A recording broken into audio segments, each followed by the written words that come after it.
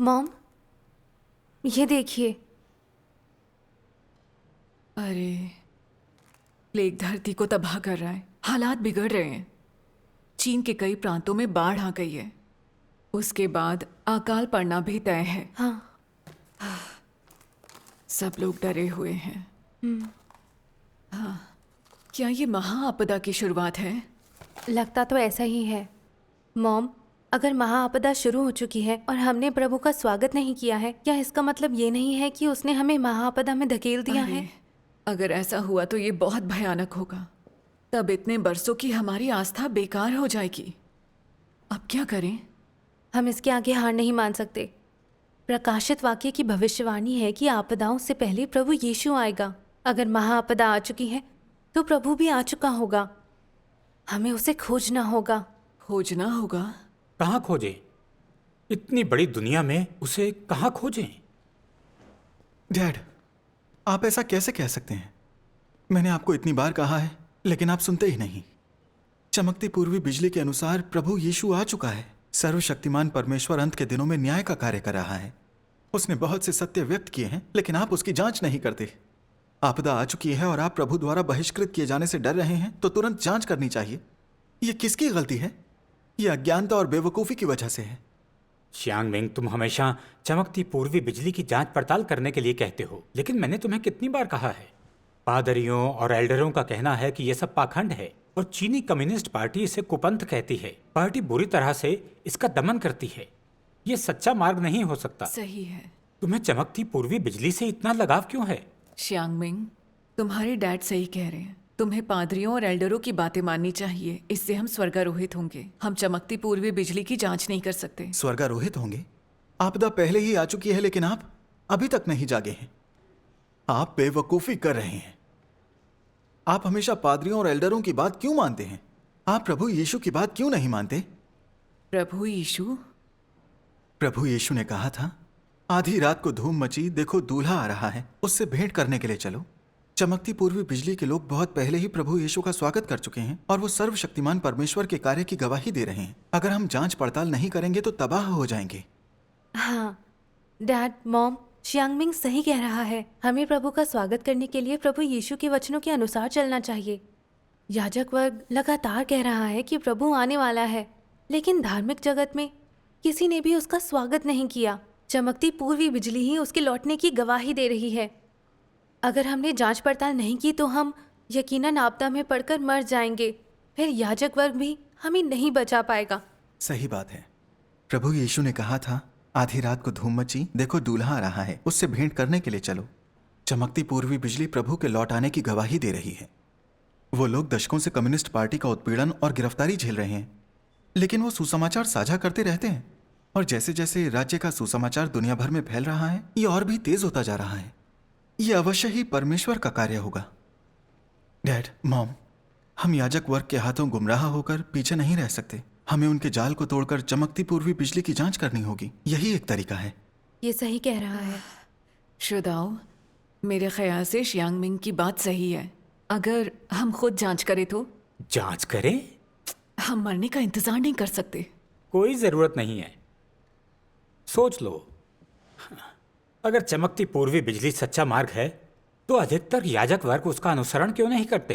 अगर सर्वशक्तिमान परमेश्वर लौट कर आया प्रभु यीशु है तो उसने कम्युनिस्ट पार्टी को मिटा क्यों नहीं दिया, बल्कि पार्टी उसका दमन कर रही है। डैड, आपने एकदम गलत समझा है। गलत समझा है? जब प्रभु यीशु ने प्रकट होकर कार्य किया तो क्या उसे भी सरकार और धार्मिक जगत ने सताया नहीं था? उसके शिष्यों और अनुयायियों को भी भागना पड़ा था, लेकिन फिर भी उन्होंने पूरी धरती पर सुसमाचार फैलाया। आपको अब भी लगता है प्रभु का प्रकट होना और कार्य करना सच्चा मार्ग नहीं था? बिल्कुल नहीं।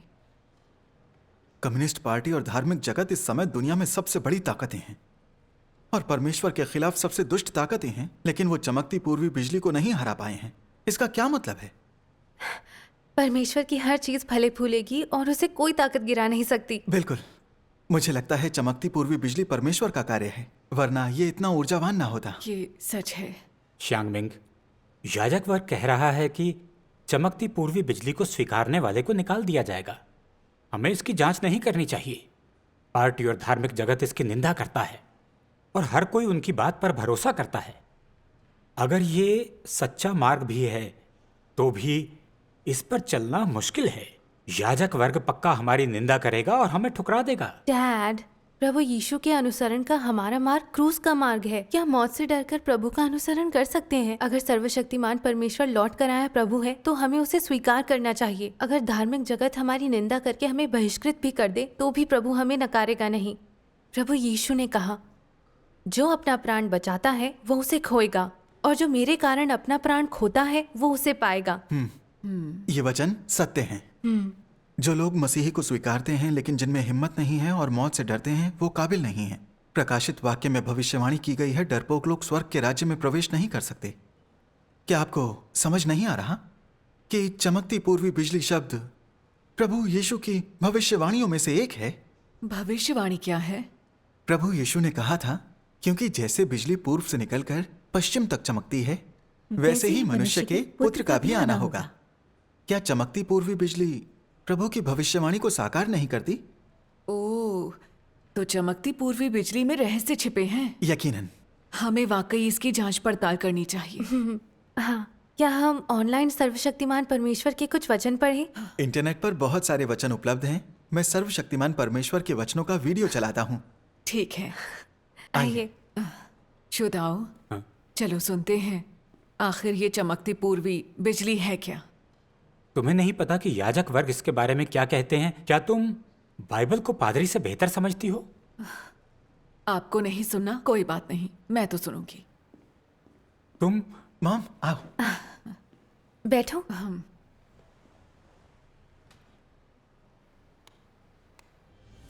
बिजली पूरब से चमकते हुए दूर पश्चिम तक जाती है। मेरे वचन मनुष्य छोड़ना पसंद नहीं करता, साथ ही उनकी थाह भी नहीं ले पाता। उनमें और अधिक आनंदित होता है। सभी मनुष्य आनंदित होते हैं और मेरे आने से ऐसे खुश होते हैं जैसे किसी शिशु का जन्म हुआ हो। अपनी वाणी के माध्यम से मैं सभी मनुष्यों को अपने समक्ष ले आऊंगा। फिर मैं औपचारिक तौर पर मनुष्य जाति में प्रवेश करूंगा ताकि वो मेरी आराधना करने लगे। मुझ में से झलकती महिमा और मेरे मुंह से निकले वचनों से सभी मनुष्य मेरे समक्ष आएंगे और देखेंगे कि बिजली पूरब से चमकती है और मैं भी पूरब में जैतून के पर्वत पर अवतरित हो चुका हूं। मैं बहुत पहले से पृथ्वी पर मौजूद हूं, यहूदियों के पुत्र के रूप में नहीं बल्कि पूरब की बिजली के रूप में। मेरा पुनरुत्थान हो चुका है और मैं मनुष्यों के बीच से जा चुका हूं और फिर अपनी महिमा के साथ लोगों के बीच प्रकट हुआ हूं। मैं वही हूं जिसकी आराधना असंख्य युगों पहले की गई थी और मैं वो शिशु भी हूं जिसे युगों पहले इजरायलियों ने त्याग दिया था। इसके अलावा मैं वर्तमान युग का संपूर्ण महिमामय सर्वशक्तिमान परमेश्वर हूं। आमीन। मॉम, क्या आपको लगता है कि ये परमेश्वर की वाणी है? वाह, ये तो कमाल है। अच्छी है, लगता है ये परमेश्वर की गवाही ही है। इसकी जांच पड़ताल करनी चाहिए। आपने सही कहा, मुझे भी ऐसा ही लगता है। मैं आजकल सर्वशक्तिमान परमेश्वर के बहुत से वचन पढ़ रहा हूँ और मैं जान गया हूँ कि वो बहुत अधिकार संपन्न है। वो बाइबल के बहुत से रहस्यों को उजागर करते हैं। मुझे लगता है कि ये परमेश्वर की वाणी है और सर्वशक्तिमान परमेश्वर ही लौटकर आया प्रभु यीशु है। चांगमिंग, सर्वशक्तिमान परमेश्वर के वचन विशेष जरूर हैं, लेकिन ये कहना कि वो लौट कर आया प्रभु यीशु है, ये नामुमकिन है। मैंने प्रभु यीशु को बादल पर आते नहीं देखा है, तो मैं सर्वशक्तिमान परमेश्वर की गवाही पर भरोसा नहीं कर सकता। डैड, पादरियों और एल्डरों का कहना है कि वो इंसानों में विश्वास करते हैं। श्यांगमिंग, सर्वशक्तिमान परमेश्वर के वचन महान हैं, लेकिन वो इंसान है। वो लौटकर आया प्रभु कैसे हो सकता है? मॉम, क्या कोई इंसान इतनी सामर्थ्य से बोल सकता है? कोई इंसान सत्य व्यक्त कर सकता है? बिल्कुल नहीं। केवल परमेश्वर ही सत्य है। इतने सारे सत्य व्यक्त किए गए हैं, ये जरूर प्रभु का ही प्रकटीकरण है। उसे इंसान समझना और परमेश्वर की वाणी को ना सुनना गलत है। जब प्रभु यीशु ने प्रकट होकर कार्य किया तो क्या यहूदी फरीसियों ने इंसान समझकर उसकी निंदा नहीं की थी? उन्होंने तो उसे सूली पर ही चढ़ा दिया था और अंत में परमेश्वर द्वारा शापित हुए। सच है। हमें उनकी गलतियों से सबक लेना चाहिए। हाँ डैड मॉम, सर्वशक्तिमान परमेश्वर के कुछ वचन पढ़ते हैं, तब जानेंगे कि वो लौट कर आया प्रभु है या नहीं। हाँ, हमें वाकई सर्वशक्तिमान परमेश्वर के वचन पढ़ने चाहिए। डैड, आइए सर्वशक्तिमान परमेश्वर के कुछ वचन पढ़ें। शांगबिंग, पादरियों और एल्डरों ने कहा हेलो है। शिंजी। Hello aunty. हेलो। आइए। हेलो हुईजेन, अरे हुईजेन है। इतने दिनों बाद। हाँ सच में। हुईजेन, जी। महीनों सुसमाचार के प्रचार के दौरान तुमने बहुत कुछ सीखा होगा। हाँ मैंने बहुत कुछ सीखा है। क्या वाकई? हाँ। तो उसके बारे में बताइए ना। ठीक है। आइए। आइए बैठिए। तो हमें इसके बारे में बताओ। बैठो। शुदाओ, मेरे पास एक खुशखबरी है। हाँ? मैंने प्रभु का स्वागत किया है। प्रभु यीशु वाकई लौट आया है। तुम चमकती पूर्वी बिजली में शामिल हो गई हो। हाँ, चमकती पूर्वी बिजली प्रभु यीशु का ही प्रकटन और कार्य है। आंटी, हम चमकती पूर्वी बिजली की जांच पड़ताल कर रहे हैं। अच्छा। हाँ। तुम क्या सोचते हो? हुईजेन, तुम ये कैसे कह सकती हो कि सर्वशक्तिमान परमेश्वर प्रभु यीशु का ही प्रकटन है? मैं उनकी कलीसिया के सदस्यों के संपर्क में हूँ और हमने सर्वशक्तिमान परमेश्वर के वचन पढ़े हैं। मैं कह सकती हूँ कि सर्वशक्तिमान परमेश्वर के वचन सत्य हैं। हर वचन ने मेरे दिल को छू लिया और मेरी कई धारणाएं दूर कर दी। उन्होंने गवाहियां भी साझा की जिनसे मैं आश्वस्त हो गई। इस तरह मुझे पक्का यकीन हो गया कि सर्वशक्तिमान परमेश्वर ही लौटकर आया प्रभु यीशु है। आप खुद उसके वचन पढ़कर देख लीजिए, फिर आपको कोई शक नहीं रहेगा। बाइबल की भविष्यवाणी है कि प्रभु बादल पर आएगा। वो जैसे गया है वैसे ही वापस आएगा।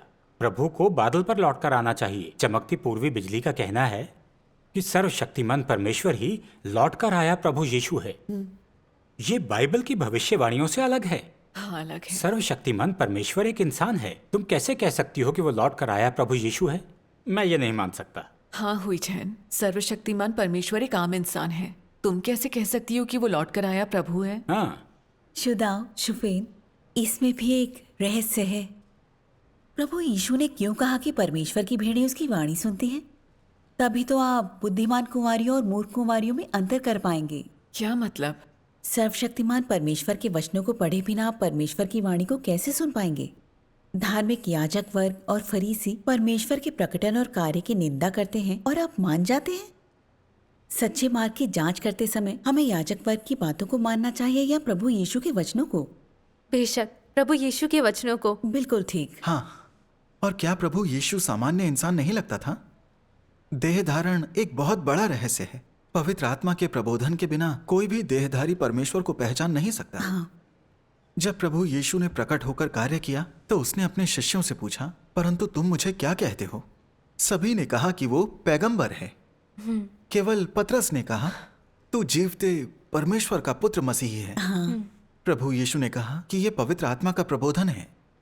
बिना उसके कोई भी देहधारी परमेश्वर को पहचान नहीं सकता। ये बात सही है। जब फरीसियों ने प्रभु यीशु को बोलते हुए सुना तो उन्होंने उसकी सामर्थ्य को माना, लेकिन वो परमेश्वर की वाणी नहीं सुन पाए, तो प्रभु ने उन्हें त्याग दिया। इसीलिए हमें प्रभु की वाणी को सुनना सीखना चाहिए। हम याजक वर्ग और फरीसियों के बहकावे में नहीं आ सकते। बिल्कुल। लेकिन पादरी और एल्डर फरीसी कैसे हो सकते हैं? याजक वर्ग की बात मानना बाइबल के अनुरूप ही है। प्रभु अंत के दिनों में देह धारण करके लौट आया है, ये कहने का क्या आधार है?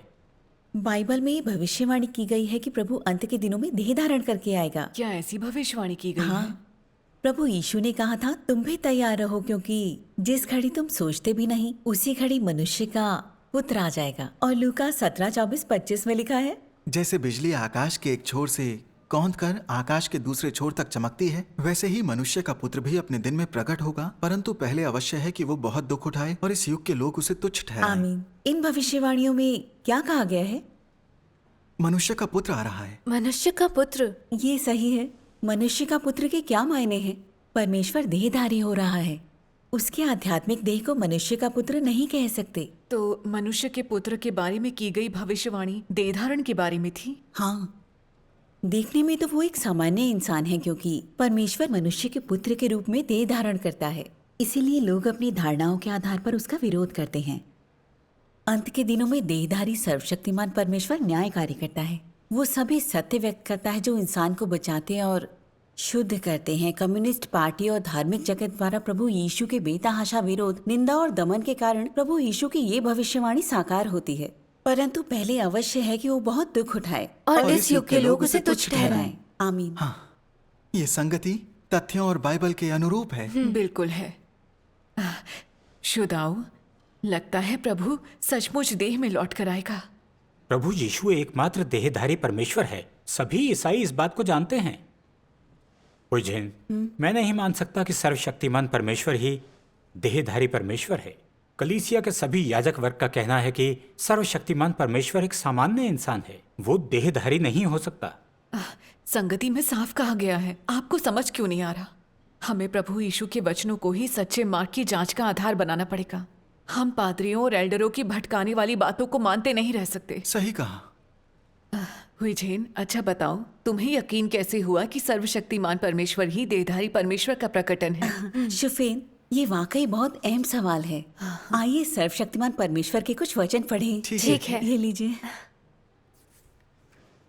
शुदाओ, ठीक है।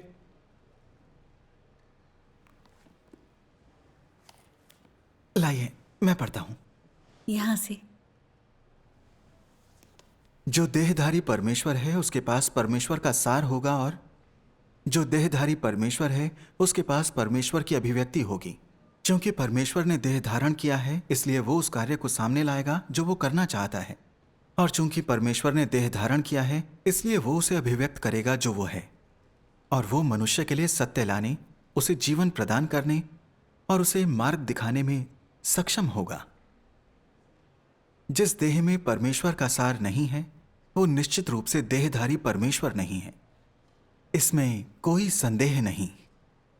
अगर मनुष्य ये पता करना चाहता है कि क्या ये देहधारी परमेश्वर है, तो इसकी पुष्टि उसे उसके द्वारा अभिव्यक्त स्वभाव और बोले गए वचनों से करनी चाहिए।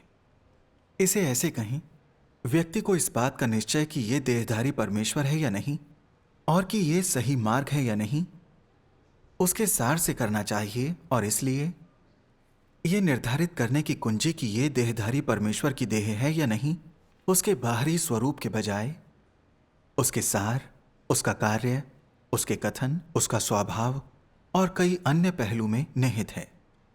हाँ, बहुत अच्छा लिखा है। क्योंकि परमेश्वर ने देह धारण किया है, इसलिए वो मनुष्य के लिए सत्य को लाने, उसे जीवन प्रदान करने और मार्ग दिखाने में सक्षम होगा। प्रभु यीशु ने यह भी कहा है, मार्ग और सत्य और जीवन मैं ही हूँ। आमीन। हाँ, ये देहधारी परमेश्वर को पहचानने का मार्ग है। हाँ, यहाँ लिखी बात ही मुख्य है। बिल्कुल। देहधारी परमेश्वर का अंत के दिनों में प्रकटन मुख्यतः न्याय कार्य की खातिर सत्य व्यक्त करने के लिए है। मसीह दिखने में सामान्य इंसान लगता है, पर उसका सार दिव्य है और वो सत्य व्यक्त कर सकता है। इसलिए मसीह सत्य, मार्ग और जीवन है। वो सत्य व्यक्त कर सकता है तो उसे परमेश्वर का प्रकटन होना ही है। वो प्रभु यीशु की तरह ही है। इसमें कोई शक नहीं कि वो देहधारी परमेश्वर है। मसीह शारीरिक रूप से भले ही औसत लगे, अगर वो इंसान को बचाने के लिए सत्य व्यक्त करता है, न्याय और शुद्धिकरण करता है, तो वो मसीह है, वो उद्धारक है। जो इंसान को बचाने के लिए सत्य व्यक्त नहीं कर सकता, वो मसीह नहीं है। इस पर विचार करते हैं। जब प्रभु यीशु ने प्रकट होकर कार्य किया तो वो भी देह में था, अपने आध्यात्मिक शरीर में नहीं। हाँ, तो फिर हम उसे मसीह देहधारी परमेश्वर क्यों कहते हैं? उसे इंसान के छुटकारे के कार्य के लिए सूली पर चढ़ा दिया गया। उसने स्वर्ग के राज्य के रहस्य भी उजागर किए थे और हमें पाप स्वीकारने और प्रायश्चित करने का मार्ग दिया था। हाँ, हम उसके कार्य और वचनों के आधार पर कह सकते हैं कि प्रभु यीशु देहधारी परमेश्वर था। ये कोई नहीं कह सकता कि हमारी आस्था एक इंसान में है। तुमने सही कहा। उज्जैन, सर्वशक्तिमान परमेश्वर ही देहधारी परमेश्वर है, इसका क्या आधार है? सर्वशक्तिमान परमेश्वर के कार्य और वचन। वो प्रभु यीशु के छुटकारे के कार्य की नींव पर अंत के दिनों में इंसान की शुद्धि और न्याय का कार्य कर रहा है। वो इंसान को बचाने के लिए सत्य व्यक्त कर रहा है, और उसने हमें परमेश्वर की प्रबंधन योजना के रहस्यों, उसकी इच्छा, परमेश्वर के स्वभाव और इंसान से अपनी अपेक्षाओं के बारे में बताया है। उसने दुनिया में व्याप्त बुराई और इंसान की भ्रष्टता की सच्चाई के मूल का न्याय करके उसे उजागर किया है। उसने हमें पाप से मुक्त होने, शुद्ध होने और बचाए जाने का मार्ग भी दिया है। ये सारी ऐसी बातें हैं जो हमने पहले कभी नहीं सुनी। ये सच है। सर्वशक्तिमान परमेश्वर द्वारा व्यक्त ये सत्य ऐसी बातें हैं जो परमेश्वर ने व्यवस्था के युग या अनुग्रह के युग में कभी नहीं कही। ये प्रभु यीशु की इस भविष्यवाणी को साकार करता है। मुझे तुमसे और भी बहुत सी बातें कहनी है, परंतु अभी तुम उन्हें सह नहीं सकते। परंतु जब वो अर्थात सत्य का आत्मा आएगा तो तुम्हें सब सत्य का मार्ग बताएगा। आमीन। और 1 पतरस 4:17 में कहा गया है, क्योंकि वो समय आ पहुंचा है कि पहले परमेश्वर के लोगों का न्याय किया जाए। आमीन। इसलिए मुझे पूरा यकीन है कि सर्वशक्तिमान परमेश्वर ही देहधारी परमेश्वर है। वो लौट कर आया प्रभु यीशु है। प्रभु का धन्यवाद। शुद्धाओ, सर्वशक्तिमान परमेश्वर ने सभी सत्य व्यक्त किए हैं। वही लौट कर आया प्रभु यीशु है। पता नहीं सर्वशक्तिमान परमेश्वर लौट कर आया प्रभु यीशु है या नहीं, और मैं ये बात तब तक नहीं मानूंगा जब तक धार्मिक जगत उसे उस रूप में स्वीकार नहीं लेता। जब तक अधिकतर याजक इससे सहमत नहीं होते, मैं नहीं मानूंगा। डैड, आप परमेश्वर में विश्वास रखते हैं या याजक वर्ग में? क्या वो हमें परमेश्वर के राज्य में ले जा सकते हैं? हमें तो यही नहीं पता कि वो खुद भी जा पाएंगे या नहीं। बहुत हुआ, मैं तो उन्हीं के साथ हूं। मैं नहीं मानता कि परमेश्वर आकर पूरे धार्मिक समुदाय को नकार देगा। शुद्धाओ, याजक वर्ग की बातों से शुद्धाओ, चिपके रहने पर ही क्यों अड़े हुए हैं? पादरी आपका प्रभु है क्या? डैड, आप दकियानूसी हैं। इतने अड़ियल हैं वो आंख मूंद कर फरीसियों और याजक वर्ग में विश्वास करते हैं। इससे प्रभु यीशु के ये वचन साकार होते हैं, क्योंकि बुलाए हुए तो बहुत हैं परंतु चुने हुए थोड़े हैं। तूने मुझे देखा है क्या इसलिए विश्वास किया है? धन्य वे हैं जिन्होंने बिना देखे विश्वास किया। क्रूस के मार्ग पर प्रभु यीशु का अनुसरण करने वाले बहुत कम हैं। सच में मैंने आज इनका असली चेहरा देख लिया। ये प्रभु यीशु में विश्वास नहीं रखते, याजक वर्ग में विश्वास रखते। हुई जैन, इन्हें छोड़ो, हम अपनी संगति करते हैं। हाँ? हुई जैन, तुम कह रही थी सर्वशक्तिमान परमेश्वर लोगों के न्याय और शुद्धिकरण का कार्य करता है। विस्तार से बताओ। इस बारे में और बताइए। प्रभु में आस्था के कारण हमारे पाप माफ कर दिए गए हैं। परमेश्वर जब लौट कर आए तो उसे हमें अपने राज्य में ले जाना चाहिए। उसे हमारे न्याय और शुद्धिकरण के लिए दूसरे चरण की क्या आवश्यकता है? हाँ, इस पर सर्वशक्तिमान परमेश्वर के वचन एकदम स्पष्ट हैं। मैं आपको दिखाती हूँ। ये रहे। पढ़कर सुनाती हूँ।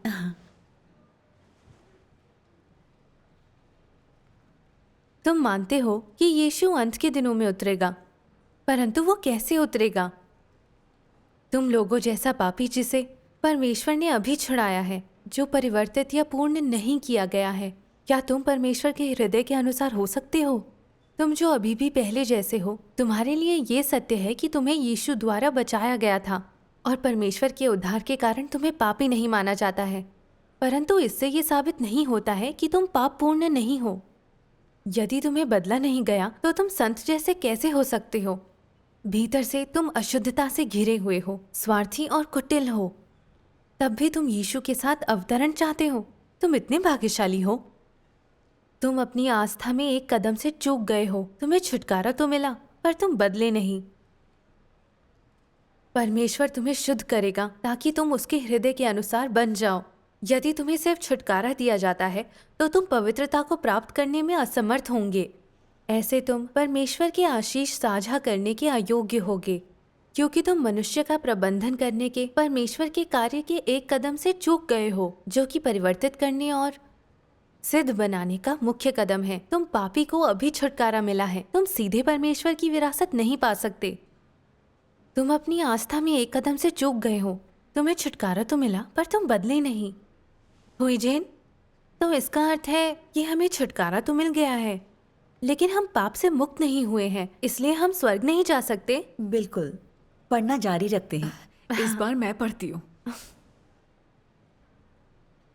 यद्यपि यीशु ने मनुष्यों के बीच अधिक कार्य किया, फिर भी उसने केवल समस्त मानव जाति की मुक्ति का कार्य पूरा किया और वो मनुष्य की पाप बलि बना। उसने मनुष्य को उसके समस्त भ्रष्ट स्वभाव से छुटकारा नहीं दिलाया। मनुष्य को शैतान के प्रभाव से पूरी तरह से बचाने के लिए यीशु को न केवल पाप बलि बनने और मनुष्य के पाप वहन करने की आवश्यकता थी, बल्कि मनुष्य को उसके शैतान द्वारा भ्रष्ट किए गए स्वभाव से मुक्त करने के लिए परमेश्वर को और भी बड़ा कार्य करने की आवश्यकता थी। इसलिए जब मनुष्य को उसके पापों के लिए क्षमा कर दिया गया है, परमेश्वर मनुष्य को नए युग में ले जाने के लिए वापस देह में लौट आया है और उसने ताड़ना एवं न्याय का कार्य आरंभ कर दिया है। ये कार्य मनुष्य को एक उच्चतर क्षेत्र में ले गया है। इससे ये बात एकदम स्पष्ट हो जाती है। तो प्रभु यीशु ने सिर्फ छुटकारे का कार्य किया, जबकि सर्वशक्तिमान परमेश्वर इंसान का न्याय करने आया है। बिल्कुल मैं सही। प्रार्थना करके पाप स्वीकार करता रहा हूँ, लेकिन बरसों की आस्था के बावजूद कोई बदलाव नहीं आया है। मैं झूठ बोलता हूँ और पाप करता हूँ। अब समझ में आया आखिर क्यों। यही बात है। प्रभु यीशु के छुटकारे के कार्य ने सिर्फ हमारे पापों को क्षमा किया है, लेकिन उसने हमारी परमेश्वर विरोधी शैतानी प्रकृति का समाधान नहीं किया है। शैतानी प्रकृति? हाँ, जैसे अहंकार, कपट, बुराई और सत्य से घृणा। हम इन चीजों के नियंत्रण में हैं और इसलिए हम हर समय झूठ बोलते हैं, परमेश्वर का विरोध करते हैं। इसीलिए हम हर समय पाप करने और उसे स्वीकार करने के दुष्चक्र में फंसे रहते हैं। हम पाप से बच नहीं पाते, यही इसका मूल है। सर्वशक्तिमान परमेश्वर सत्य व्यक्त कर न्याय कार्य करता है ताकि हमारी शैतानी प्रकृति का समाधान हो, हम पाप के बंधन से बचें और परमेश्वर की आराधना करें। फिर हम परमेश्वर के राज्य में प्रवेश कर सकते हैं। तो पाप करने की समस्या सर्वशक्तिमान परमेश्वर के न्याय को स्वीकारने से हल हो सकती है। ये तो कमाल हो गया। बिल्कुल। सर्वशक्तिमान परमेश्वर की कलीसिया के हर व्यक्ति को इसका थोड़ा अनुभव है। वे गवाही देते हैं कि परमेश्वर के वचनों के न्याय और ताड़ना के बाद वे जान सकते हैं कि शैतान ने उन्हें किस हद तक भ्रष्ट कर दिया है, और वो परमेश्वर के धार्मिक स्वभाव की समझ प्राप्त कर सकते हैं। उनमें उसके प्रति श्रद्धा का भाव पैदा हो जाता है। वो सचमुच खुद से घृणा करने लगते हैं और प्रायश्चित करते हैं। अगर आप उनकी गवाहियां पढ़ेंगे तो आपको पता चलेगा। वो कैसी गवाहियां हैं? शुफेन, बहुत तरह की। परमेश्वर के वचनों के न्याय और ताड़ना के बाद प्रायश्चित की गवाहियां हैं। सत्य का अभ्यास करके ईमानदार इंसान बनने की गवाहियां हैं। परीक्षणों के माध्यम से परमेश्वर का आज्ञा पालन करने की गवाहियां हैं। काट छांट और निपटारे के माध्यम से सच्चा आत्मज्ञान प्राप्त करने की गवाहियां हैं। बड़े लाल अजगर के उत्पीड़न के दौरान अडिग रहने की गवाहियां हैं। शैतान को शर्मिंदा करने और विजेता बनने की गवाहियां हैं। परमेश्वर के धार्मिक स्वभाव को जानने और उससे सच्चा प्रेम करने की अनेक गवाहियां हैं। उन्होंने मुझे पूरी तरह से आश्वस्त कर दिया। अगर ये परमेश्वर का कार्य नहीं है तो इतनी सारी शानदार गवाहियां कैसे हो सकती हैं? वो सर्वशक्तिमान परमेश्वर के न्याय और शुद्धिकरण को स्वीकार कर बदल चुके हैं और विजेता बन रहे हैं। वो कितने धन्य हैं। हाँ, चमकती पूर्वी बिजली को स्वीकारने वाले विजेता बनाए जा रहे हैं, लेकिन हम लोग आपदा के बीच अभी भी लड़खड़ा रहे हैं। बड़े शर्म की बात है। सर्वशक्तिमान परमेश्वर लौट कर आए प्रभु यीशु है, और अगर हम उसे स्वीकार नहीं करते तो हम मौत की राह देख रहे हैं। बिल्कुल। सर्वशक्तिमान परमेश्वर के वचनों में वे सारे सत्य मौजूद हैं जो इंसान को शुद्ध करते और बचाते हैं। ये पूरब से आने वाले प्रकाश की किरण की तरह है जो अब पश्चिम में भी चमक रहा है। परमेश्वर के प्रकटन की लालसा रखने वाले लोग सर्वशक्तिमान परमेश्वर के कार्य और वचनों की खोज कर रहे हैं जो प्रभु यीशु की भविष्यवाणी को साकार करता है। क्योंकि जैसे बिजली पूर्व से निकलकर पश्चिम तक चमकती है, वैसे ही मनुष्य के पुत्र का भी आना होगा। आमीन। सर्वशक्तिमान परमेश्वर का कार्य और वचन पूरब से चमकती बिजली हैं। परमेश्वर का कार्य व्यवहारिक है। बिल्कुल। अगर हमने इसकी जांच पड़ताल नहीं की तो हम स्वर्गारोहित होने का अवसर गंवा देंगे। सही कहा।